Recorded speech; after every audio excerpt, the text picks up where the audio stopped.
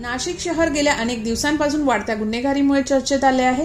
हत्येच्या घटना देखील सातत्याने शहरामध्ये घडत आहेत. अशातच काल मध्यरात्री देवळाली गावाच्या रोकडो बावडी परिसरात 18 वर्षीय तरुणाची धारदार शस्त्राने हत्या केल्याची घटना घडली आहे. या घटनेमुळे देवळाली गावासह आजूबाजूच्या परिसरात भीतीचे वातावरण निर्माण झाले आहे.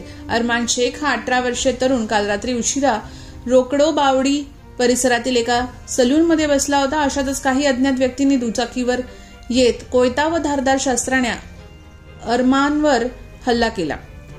त्याला तिथून बिटको रुग्णालयात दाखल करण्यात आले, परंतु उपचारादरम्यान त्याचा मृत्यू झाला. या संपूर्ण घटनेची माहिती मिळताच परिमंडळ 2च्या उपायुक्त मोनिका राऊत, सहाय्यक पोलीस आयुक्त सचिन बारी, उपनगर पोलीस ठाण्याचे वरिष्ठ पोलीस निरीक्षक जितेंद्र सपकाळे तसेच इतर अधिकारी कर्मचारी व दंगा नियंत्रण कक्षाचे कर्मचारी घटनास्थळी दाखल झाले.